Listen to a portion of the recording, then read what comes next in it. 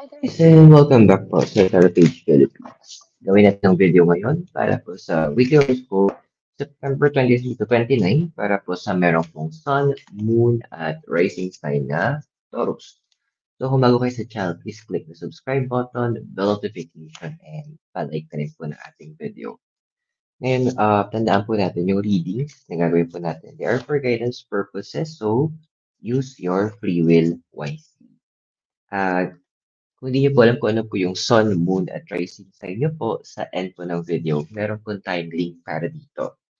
And guys, kung kailangan niyo po ng schedule ng private reading or spell works po, pwede kayo mag-message po sa aking personal account in Facebook. The link is in the description. At sa mga nais pong sumuporta sa ating channel, pwede niyo po i-click yung join button o yung thanks button, yung may heart sa baba. Or to send donations, you can send it via GCash or Maya. Number is on the bottom of the screen. Taurus, kamusta ka na ba? Kamusta ang buhay-buhay natin? Tingnan natin. Taurus, so meron tayo itong Eight of Cups and Here and Now.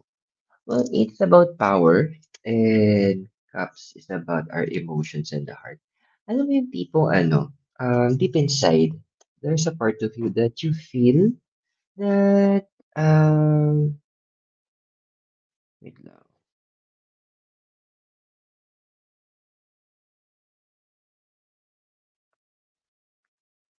Ayun. So, there's a part of you that feels na, parang sabihin natin na, um, you feel at lost. Parang deep inside, you're feeling empty. You feel, parang nakaramdam ka ng form of weakness.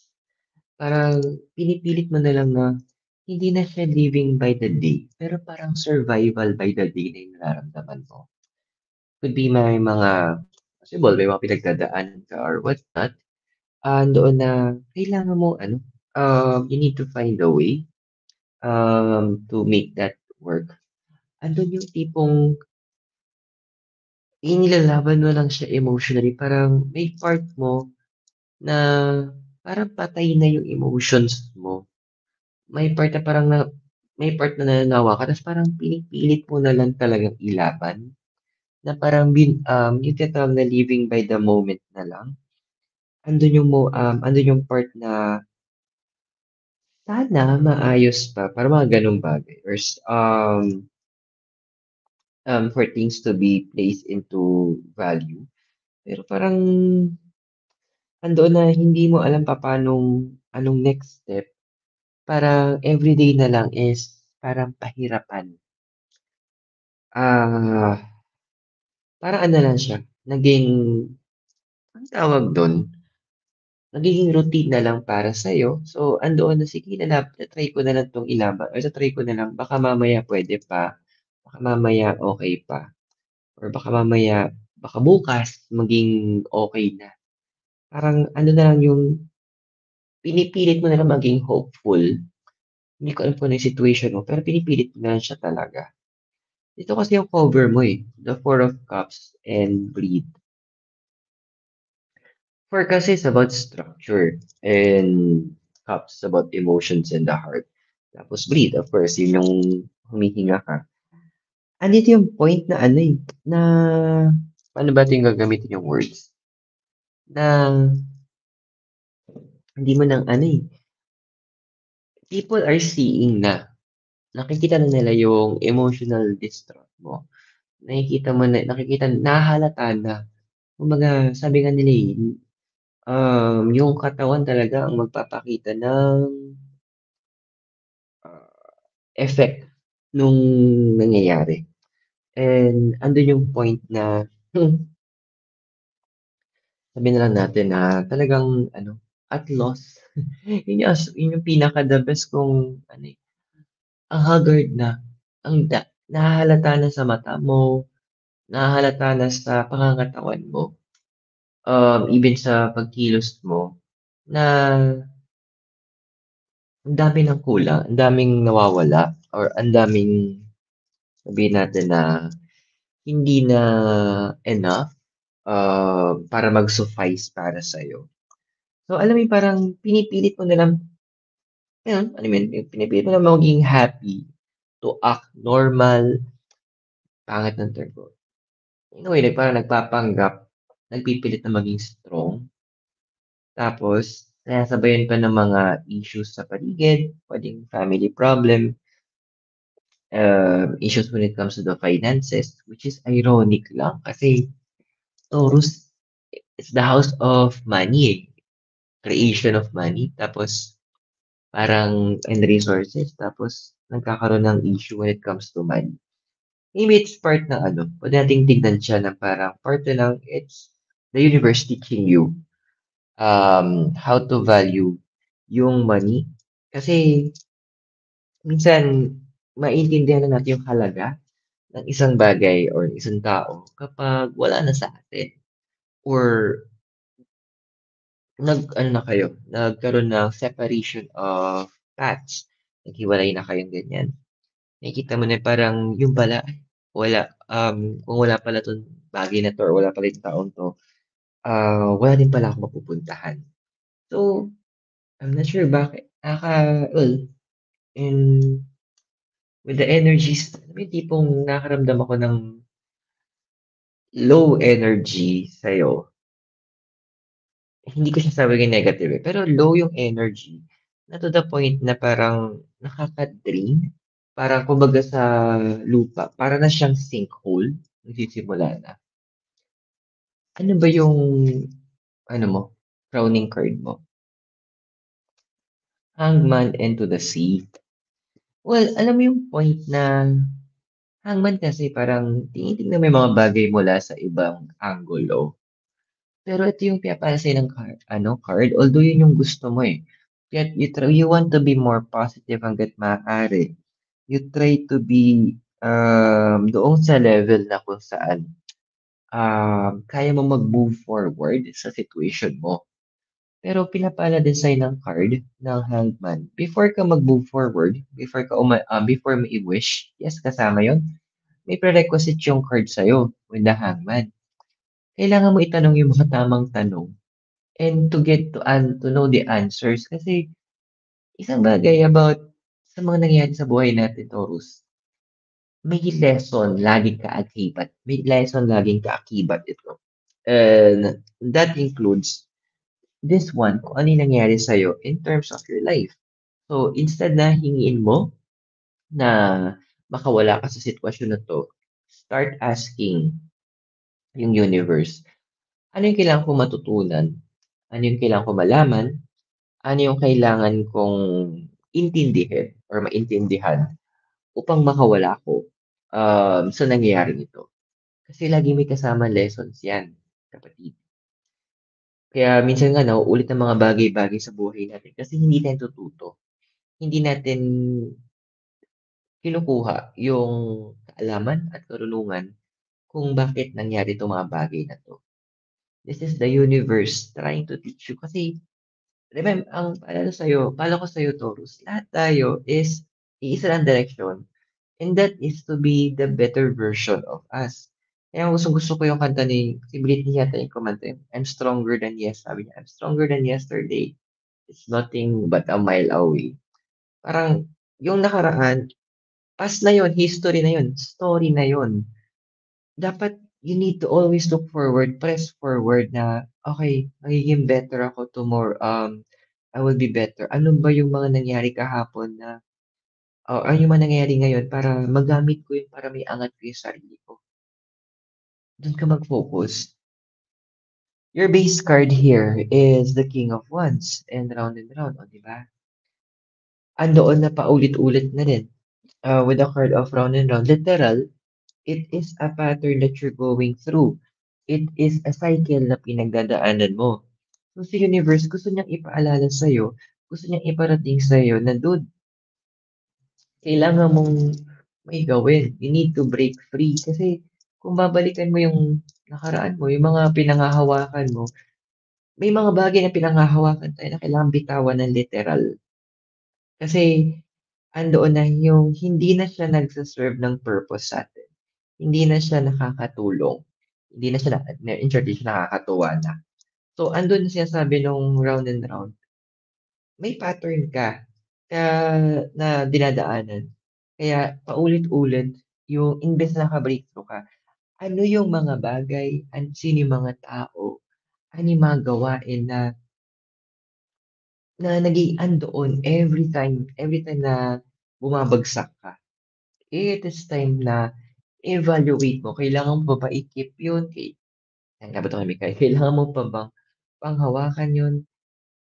Ano yun, nagse-serve pa ba ng proper sa'yo? Hindi dahil matagal na natin ginagamit, ibig sabihin applicable pa rin sa'tin. Kasi tawag dito, wala namang one size fits all, kapatid. Hindi dahil umepekto siya dati, epekto siya hanggang ngayon. Yes, andun yung point na hindi may tradition, eh. Yes, we observe the traditions, Taurus, pero andun yung point, yung tradition dati, there are times hindi na siya applicable sa present time.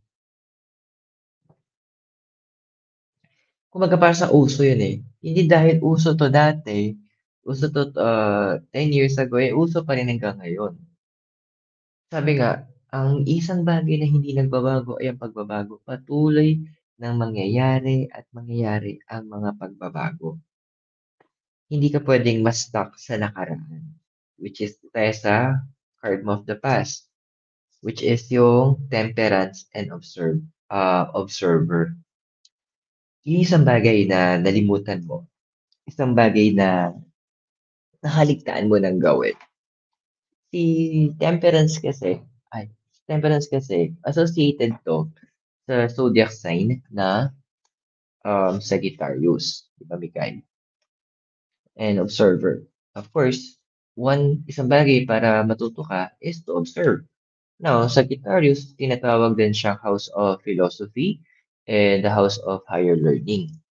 So, yun yung isang bagay na naiwanan mo sa nakaraan. Kailangan mong balikan. You need to return to the area, to the point na kung saan kailangan mong matuto ulit. Literal. Kung yung sa past mo, it is actually advising you, na kung kailangan mo bumalik sa pag-aaral, gawin mo. Kung kailangan mo matuto ulit sa mga sa mga mentors mo or sa ibang mga mentors, gawin mo. Huwag kang tanggalin mo yung pag-iisip o "Ay hindi, alam ko naman 'yan na, kaya okey lang." Knowledge, karunungan, ang kaalaman, patuloy na meron 'yan. Sabi nga si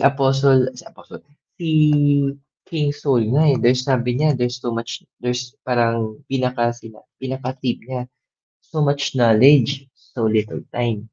So, yung knowledge na meron tayo, 'wag kang makuntento doon. Kasi yun yung isa sa mga pattern na kailangan mong sirain. Yun yung sa mga cycle na kailangan mong basagin. Nagpapalamig si Mikay. Yun yung isa sa mga bagay na kailangan mong mawala na sa landas mo or sa buhay mo para makawala ka dun sa paulit-ulit na nagaganap sa buhay mo na hindi maganda. Ano bang puwedeng future na ikaw? Hierophant, tsaka building blocks. Which is ironic. Etong Hierophant, ito yung card na associated sa zodiac sign mo na Taurus. Now, si Hierophant kasi tungkol sa spirituality 'to, 'di ba? Sa mas mababaw na isipang salita, ang Hierophant is tinatawag na pare or priest, ganyan. Ngayon, building blocks na yan. Well, pasalamat tayo, Taurus, kasi gagawa ang universe ng paraan para maibalik ka sa dating ikaw. Gagawa ang universe ng paraan para maging ikaw ulit si Taurus. Literal, madami siyang babasagin. Magpapadala talaga 'to, parang puwede mo siyang tignan na parang papadalhan ka ng tsunami. So, dalawa lang yung magiging option mo dun, lalabanan mo yung tsunami or sasakay ka sa tsunami. Yan, kinuha ko na yung bigay ko. Ang daming kailangang basagin sa'yo, as in, hindi ako magtataka na itong combination ng cards na 'to nagsasabi na papadaanin ka ng universe sa tinatawag nating dark night of the soul. Ito yung moment na ano, in Christianity tinatawag din siya baptism of fire. Kumbaga, kumbaga sa mga atleta, ito yung moment of training. So, yung mga kailangan mong matutunan, ituturo sa'yo ng universe. Ang katilong manak. Yung mga kailangan mong matanggal na habits, babasagin sa'yo. Di ba, kung tingnan yung mga atleta, kapag um, nagte-training sila, may mga habits sila na tinatanggal o sinasabi ng coach na kailangan mawala. Actually, nung time, no? Sige, example lang yung time na nagko-choir pa ako, kasi sira na yung boses ko, kakayosi, tsaka inom. Bawal kami sa malamig, masyado. So, tap water, room temperature water lang. Soft drinks, bawal ako. Ah, Mas kailangan kumakain ako ng apple kasi na-cleanse siya. Tapos, doon ko natutunan paano uminom ng sukang Ilocco for the disinfectant. Doon ko natutunan kumain ng magmuya ng fresh na luya natuwa ako na kumakain ako nun or na-enjoy ko siya. So, it's the same thing. Magkakaroon ka ng, bibigyan ka ng, the universe will be your coach. Tuturuan ka niya ano yung mga kailangan mo matutunan. Tuturuan ka niya ano yung mga kailangan mong i-apply sa life mo. Tuturuan ka niya kung ano yung mga bagay na kailangan mong tanggalin. So, huwag ka mabibigla if things will start to fall apart again. This time, may purpose na yun. Yung mga mawawalang to, ito yung mga bagay na hindi na nagsaserve sa'yo properly. Ito na yung mga sabihin natin, mga lumang sistema na kailangan natin tinatanggal. Now, let's check. Ano ba yung physical environment mo kasi? Yes na. Ano inaamoy mo dyan? Ayan, oh, kamay ko. So, ano ba yung physical environment mo? We have here the Empress and the Fates. Alam mo, Taurus, one thing lalo na yung mga malalayo na sa mga family, you need to reconnect with them. Kumbaga, pangit ng term ko eh. Kung nakaramdam mo na parang natatalo ka, aminin mo sa kanila. Kung naramdaman mo parang hindi mo na alam yung gagawin mo, wala mo masamang maging totoo. Especially with your family. And ang family, hindi lang naman ito yung mga tipong kadugo eh. Pwedeng ito yung mga tao na pinili natin na maging parte ng buhay natin. So, these cards are tong physical environment mo. Ando na, alam mo, hindi ka dapat yan sa sitwasyon na yan. Although, yeah, sige, in general, mapataas ang pride nyo sa House of Taurus. Pero kasi saan tayo dadali ng pride natin, di ba? Ginagamit ng pride, yes, may kailangan din meron tayong pride, pero ito yung moment na hindi siya dapat ginagamit. This is the time to humble. So, pwedeng ito yung moment na to reconnect doon sa mga tao na kailangan mo makausap, reconnect with them to make things better. And reconnect with them para to be the best version. Kumbaga, ito na yung breaking ng ano mo yung pattern. Ito na yung moment para sirain yun. Now, ano ba emotional environment mo? So, meron tayo dito, Ten of Pentacles and Never-Ending Story. Well, sad to say, may siguro sa iba to ha, not for all.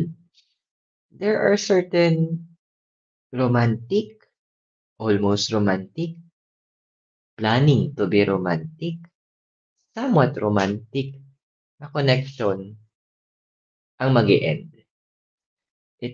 Pero doon na yung heart, medyo mahihirapan maka-move forward from all of this. Kasi, with the Ten of Pentacles kasi, 10 is a number of completion or end of the cycle.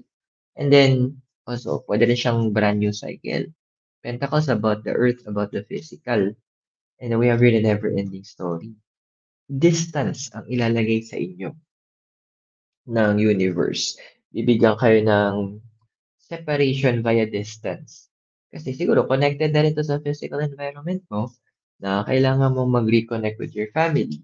kailangan mo ng reset din kasi para makalabas ka dun sa pattern eh, dun sa foundation mo na paulit-ulit na nagaganap. So this is a moment na kung saan the universe will allow you literally bumalik sa simula. Back to square one, back for reset. Kumbaga mag-uulit ka ulit eh. This is the time, this is the moment for that. Ano ba yung hopes and fears mo kasi? The hermit and flexibility. So takot, well, hindi naman to lahat eh. There are some. Medyo selective yung reading din na to. From part na to. So sa hopes and fears mo, andun na yung fear mo na iisipin na tao, failure ka.